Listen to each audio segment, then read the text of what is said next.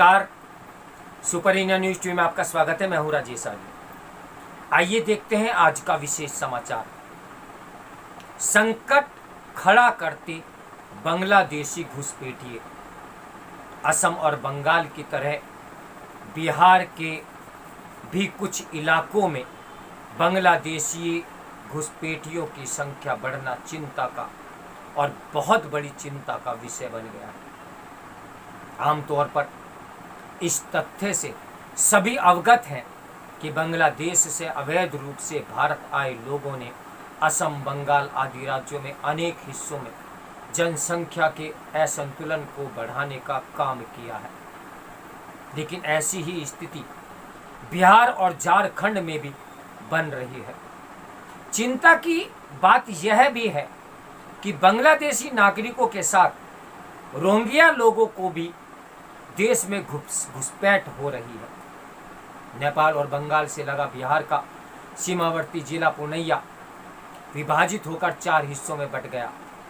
इसमें से एक किशनगंज मुस्लिम बहुल जिला है और कटिहार एवं अररिया में जिस प्रकार मुस्लिम जनसंख्या में वृद्धि हो रही है, उसे देखते हुए कहा जा सकता है कि निकट भविष्य में भी ये जिले भी मुस्लिम बहुल हो जाएंगे।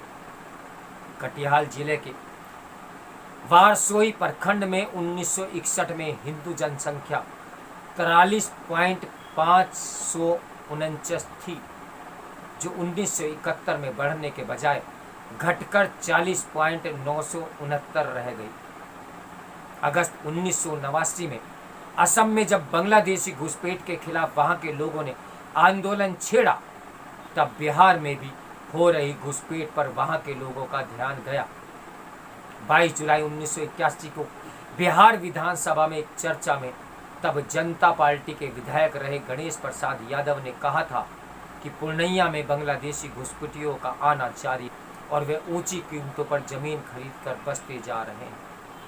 19 जुलाई 1982 को भाजपा के जनार्दन तिवारी के एक प्रश्न पर तत्कालीन सरकार ने स्वीकार किया था कि कुछ घुसपैठियों की बांग्लादेश लौटाया गया है। बिहार सरकार ने यह भी स्वीकार किया था कि केंद्र सरकार के निर्देश पर उसने घुसपैठियों की पहचान एवं उसके निष्कासन की योजना बनाकर उन्हें भेज दिया है।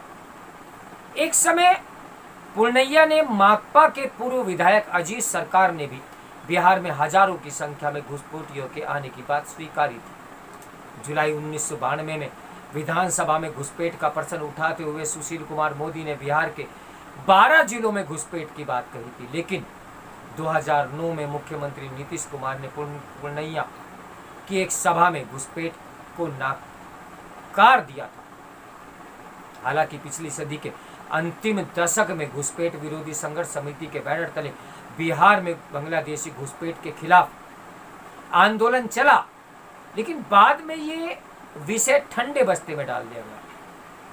केंद्र सरकार ने 2020 में जब राष्ट्रीय नागरिकता पंजीयन यानी NRC बनाने की बात कही, तब बिहार विधानसभा में एक प्रस्ताव रखा गया कि बिहार में राष्ट्रीय नागरिकता पंजीयन की कोई आवश्यकता नहीं है। वर्ष 1951 से 2011 के बीच राष्ट्रीय स्तर पर मुस्लिम जनसंख्या में 4.31% की वृद्धि हुई, जबकि संयुक्त पूर्णिया जिले में उनकी आबादी 13.58% की वृद्धि हुई। 1956 में राज्य पुनर्गठन के बाद कुछ मुस्लिम बहुल प्रखंडों एवं पंचायतों को बंगाल को दे दिया गया। 1961 से 2011 तक के आंकड़ों का विश्लेषण करने पर पता चलता है कि इस दौरान राष्ट्रीय स्तर पर मुस्लिम जनसंख्या में 3.52% की वृद्धि हुई, पर इस अवधि में पूर्णिया में मुस्लिम जनसंख्या 8.26% बढ़ी। 1961 में वर्तमान किशनगंज के 7 प्रखंडों में 2 प्रखंड में हिंदू बहुमत में थे, जिनमें से एक प्रखंड अब नए जिले का न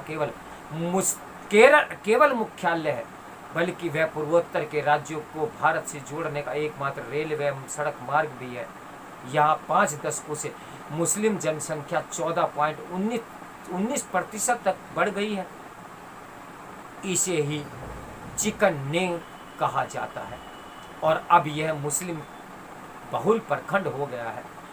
घुसपैठ के कारण मुस्लिम बहुल हुए इस प्रखंड को ही भारत से काटने की धमकी जेल में बंद शरजील इमाम ने दी थी। किशनगंज को की ही तरह कटिहार जिले का बारसोई प्रखंड आवागमन की दृष्टि भारत के लिए महत्वपूर्ण है। ये रेलवे का जंक्शन है। उपरोक्त 5 दशकों में बारसोई प्रखंड में मुस्लिम जनसंख्या में 16.33% वृद्धि हुई।